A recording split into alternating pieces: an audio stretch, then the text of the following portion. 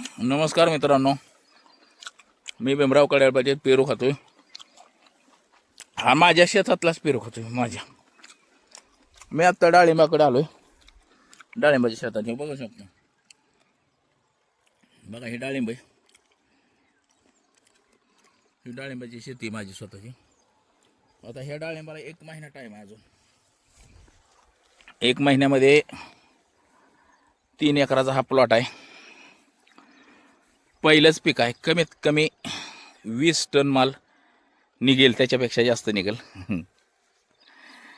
डाळिंबाची माझी स्वतःची शेती आहे. साधारण डाळिंब आता 200 रुपये किलो चाललंय बघा मित्रांनो.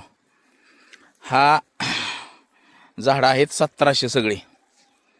1700 झाडामध्ये काय झाडांना माल लागलेला नाही. म्हणजे साधारण 200-300 झाडं सोडली. हो का, रिकामं झाड आहे. थोडंच आहे 1-2. हो का, हे रिकाम आहे. एकच डाळिंब आहे ह्याला. 2 आहे ते. म्हणजे अशी पण काय झाड आहेत की त्याला 1 डाळिंब 2 डाळिंब लागलेले आहे ते. तर 1700 पैकी आपण 300 झाडं सोडून दिलेले आहेत. साधारण 1400 झाडं धरलेली आहेत. 1400 झाडामध्ये एका झाडाला साधारण 15 किलो 12 किलो असा जर धरला तर 20 टनापेक्षा जास्त माल निघाला पाहिजे बघा मित्रांनो.